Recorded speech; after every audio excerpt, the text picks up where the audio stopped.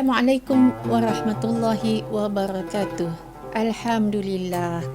Bertemu kita dalam Kultum Kuliah 7 Minit Anjuran Surau Tazkiyah Desa Bestari bersama saya Ustazah Hasanah, warga Desa Bestari. Alhamdulillah, kita telah pun sampai ke penghujung Ramadan. Jadi bagi ibu-ibu, kakak-kakak dan adik-adik yang pastinya ingin merebut 10 yang terakhir dalam bulan Ramadan untuk mengejar pelbagai fadilat yang disediakan. Di dalamnya ada Lailatul Qadar, iaitu satu malam yang lebih baik daripada 1000 bulan. Baik, pada hari ini apa yang saya akan kongsikan ialah berkenaan dengan 5 tips untuk menghidupkan Ramadan bagi wanita, terutamanya wanita yang terhalang daripada melakukan puasa dan juga solat. Baiklah, ibu-ibu dan kakak-kakak, adik-adik sekalian, setiap kali tibanya bulan Ramadan, siapakah yang paling sibuk? Yang paling sibuk pastinya adalah kita, golongan wanita. Allah Subhanahu wa taala sebutkan dalam Al-Quran, Ya ayyuhallazina amanu kutiba alaikumus siyam كتب عليكم الصيام كما كتب على الذين من قبلكم لعلكم تتقون. Sadaqallahul Azim. Ayat Al-Quran ini biasa kita dengar, iaitu ayat yang memerintahkan untuk kita semua umat Islam yang beriman kepada Allah Subhanahu wa taala untuk mengerjakan puasa. Dan tujuan puasa ini Allah ikat dengan la'allakum tattaqun, iaitu supaya kita menjadi orang yang bertakwa. Bagi wanita yang terhalang daripada melakukan ibadat puasa, solat dan membaca Al-Quran, maka di sini saya ingin kongsikan 5 tips untuk kita mengejar Lailatul Qadar di 10 malam yang terakhir di bulan Ramadan. 5 tips ini kita lihat kalau kita ada 5 jari, iaitu ibunya. Yang paling pokoknya, tips yang pertama iaitu memperbaiki niat. Niat ini bagaimana kita hendak memperbaikinya, kita selalu asakkan kepala kita dengan persoalan why? Kenapa kita buat ini? Kenapa kita masak sedap-sedap? Kenapa kita bangunkan anak-anak untuk bersahur? Kenapa kita bekerja membersihkan rumah dan macam-macam yang kita buat? Apabila kita melihat kembali niat kita dalam melakukan sesuatu perkara, maka kita lihat semula bagaimanakah agaknya niat ataupun matlamat utama kita ini kita boleh perbaiki dengan mengaitkannya kepada perkara-perkara yang Allah Subhanahu wa taala redai. Contohnya, kita masak sedap-sedap, kita dressing, letak atas meja tu bagi cantik, kemudian kita ambil gambar, upload di media sosial. Untuk apa? Maka lihat balik niat asal kita menyediakan makanan, kita hias cantik-cantik, kita letak di atas meja hendak bagi ahli keluarga makan, tetapi kemudian kita ambil gambar dan letak di dalam Facebook. Untuk apa? Kalau niatnya adalah niat yang baik, Masya Allah, Alhamdulillah. Tetapi bagaimanakah jika niatnya adalah dengan tujuan untuk menunjuk-nunjuk? Maka perbaikilah niat. Rasulullah sallallahu alaihi wasallam dalam sebuah hadis yang diriwayatkan oleh Imam Al-Bukhari, bahawasanya Sayyidina Umar bin Al-Khattab mendengar Rasulullah sallallahu alaihi wasallam bersabda, Innamal a'malu binniyat. Sesungguhnya setiap amalan itu adalah dengan niatnya. Maka kita pastikan tingkah laku kita semasa di bulan Ramadan bersesuaian dengan niat yang Allah redai. Kerana kita di bulan Ramadan adalah hendak mengejar redha Allah semata-mata. Itu tips yang pertama. Tips yang kedua ialah dengan memperbanyakkan berzikir kepada Allah Subhanahu wa taala. Firman Allah Subhanahu wa taala, Ala bi dzikrillahi tatma'innul qulub. Tidakkah dengan berzikir kepada Allah, memperingati Allah, maka itu akan membuatkan hati menjadi tenang. Tenang di bulan Ramadan, bukannya kita diasak dengan fikiran, dengan kerisauan yang pelbagai-bagai. Jadi Saya suka bercerita satu kisah yang berlaku di zaman Rasulullah sallallahu alaihi wasallam. Fatimah binti Rasulullah. Fatimah adalah puteri baginda Rasulullah sallallahu alaihi wasallam. Sangat dekat dengan baginda. Fatimah berkahwin dengan Sayyidina Ali. Pada suatu hari Fatimah merasa lelah, ya, kerana hendak menyediakan makanan untuk keluarga. Bayangkanlah, ya, kita semasa di awal perintah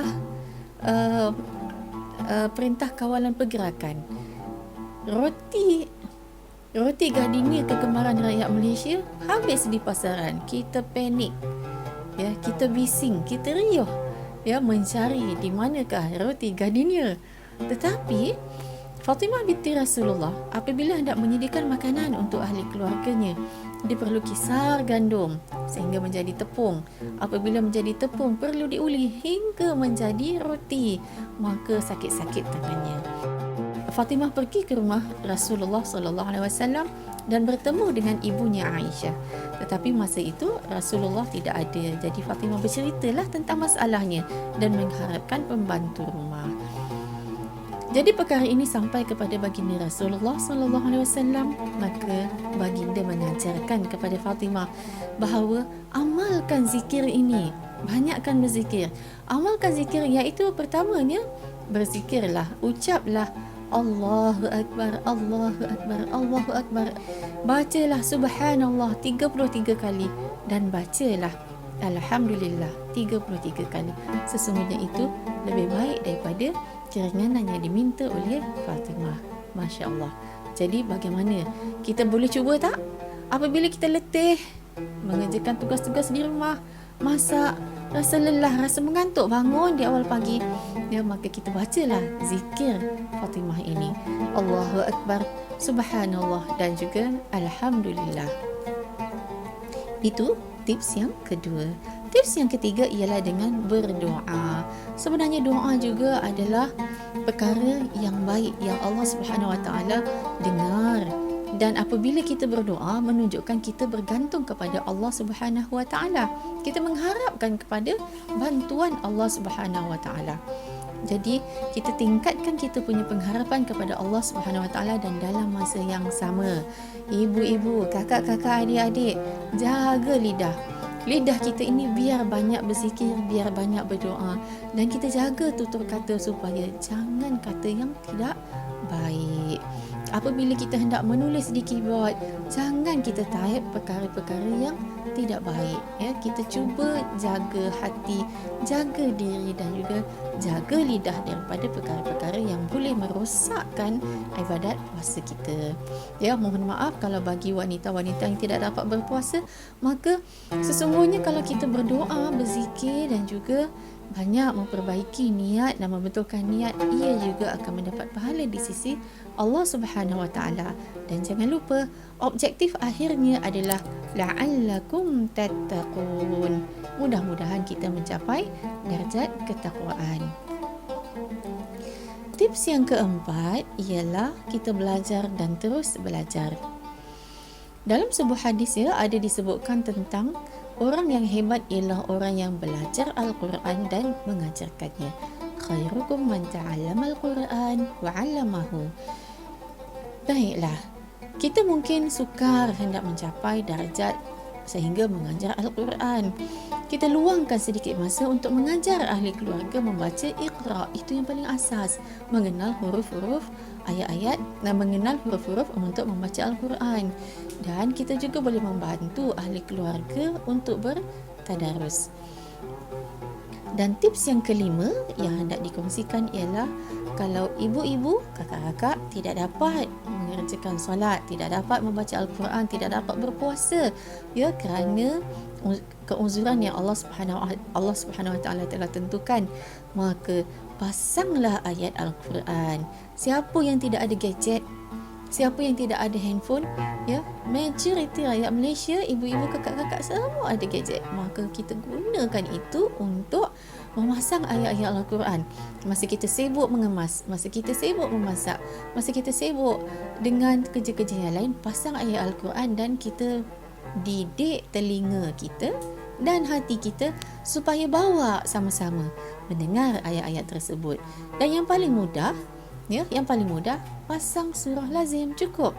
Pasang surah lazim surah yang biasa, jadi kita pun dengar, hati kita baca sambil gaul, masya-Allah.